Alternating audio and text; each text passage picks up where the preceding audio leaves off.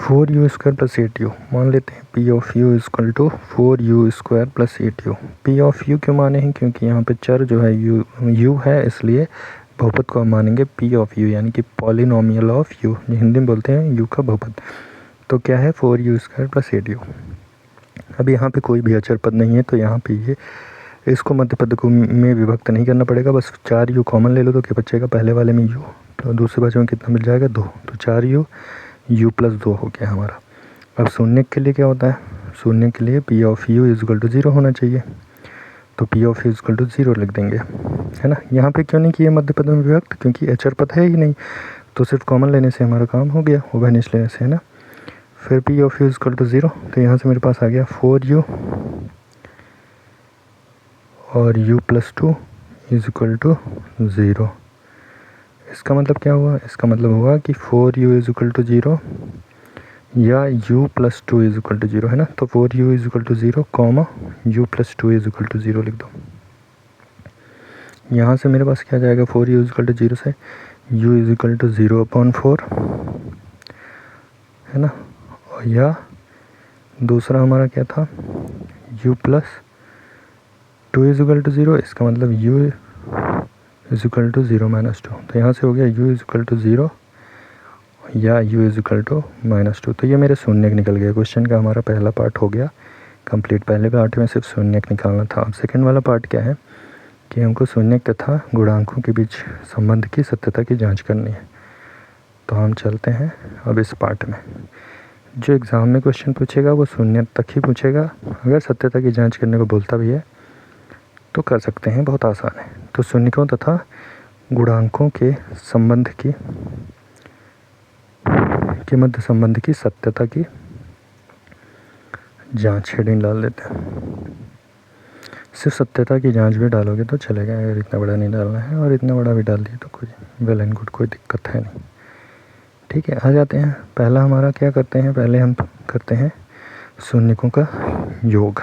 तो अब हम लिख देंगे शून्यकों का योग। शून्यकों का योग क्या होता है, दो हमारे जो शून्य आए हैं उनको जोड़ना है, जोड़ने को ही योग बोलते हैं। तो हम लिखेंगे शून्यकों का योग बराबर, और दोनों शून्यकों को जोड़ देंगे, तो शून्यकों का योग बराबर क्या हो जाएगा 0 और प्लस माइनस 2, है ना। शून्यकों का योग बराबर 0 प्लस माइनस 2। इसका मतलब क्या हो गया, इसका मतलब हो गया 0 माइनस 2, इसका मतलब क्या हो गया, इसका मतलब हो गया -2। तो शून्यकों का योग हमारा आ गया -2।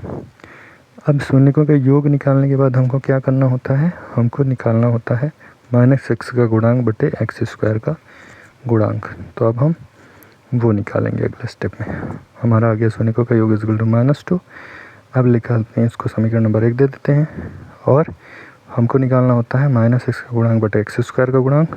यहाँ पे x की जगह क्या है, u है, तो हमारा क्या हो जाएगा -u का गुणांक बटे u² का गुणांक। तो -u बटे u² का गुणांक बराबर क्या हो जाएगा, u का गुणांक क्या था 8, तो -8 और u² का 4, तो 4 डिवाइड कर दिए, क्या आ गया -2 आ गया। इसका मतलब क्या हो गया, -u का गुणांक बटे u² का गुणांक बराबर -2। इसको दे दो समीकरण नंबर 2। अब देखो पहले और दूसरे ही समीकरण से मेरे को क्या मिल गया कि दायां पक्ष जो है बराबर है।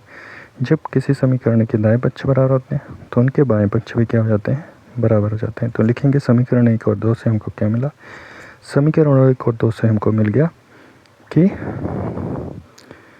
शून्य का योग बराबर -u का गुणांक बटे u² का गुणांक बटे u² का गुणांक, और बराबर कितना -2। पहला पार्ट कंप्लीट। पहला संबंध हमारा यही था, पहला संबंध क्या था, यही था, जिसमें हमको पता करना होता है कि शून्यकों का योग बराबर -u का स्क्वायर का गुणांक बटे u² का गुणांक है कि नहीं है। जनरल टर्म में बोला जाए तो शून्यकों का योग बराबर -x का गुणांक बटे x² का गुणांक। बट यहाँ पे चर हमारा u में है तो u देंगे चर की जगह, x की जगह। अब हमको अगला निकालना है शून्यकों का गुणनफल, यानी कि शून्यकों का गुणा। जो हमारे दो शून्यक आए हैं, दो मूल आए हैं, उन्हीं को आपस में गुणा करने को बोलते हैं गुणनफल। तो चलो गुणा कर देते हैं, शून्यकों का गुणनफल बोलते हैं। गुणा कर देते हैं, 0 × -2 तो क्या हो जाएगा, 0 हो जाएगा, है ना। इसको दे दो समीकरण नंबर 3, तो शून्यकों का गुणनफल क्या आ गया, 0। पहला शून्यक 0 है, दूसरा -2 है, तो शून्यकों का गुणनफल हो गया 0। इसको दे दो समीकरण नंबर 3। अगला हमारा स्टेप है अचर पद बटे यू स्क्वायर का गुणांक निकालना है। अचर पद हमारे पास 0 है, इस केस में है ही नहीं। यू स्क्वायर का गुणांक कितना है, 4, तो अचर पद बटे यू स्क्वायर का गुणांक कितना हो गया, 0, है ना। यही फॉर्मूला होता है, अचर पद बटे एक्स स्क्वायर का गुणांक होता है, चूंकि एक्स की जगह यहाँ पे यू है तो यू स्क्वायर का गुणांक, तो यह क्या हो गया, 0।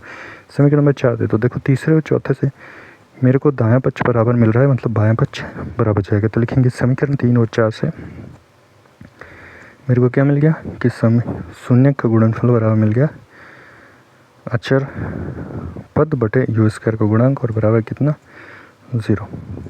शून्य का गुणनफल बराबर है अचर पद बटे यू स्क्वायर का गुणांक बराबर 0। और यही हमारा जो है अगला जो संबंध था वो सत्य है, ये ज्ञात हो गया।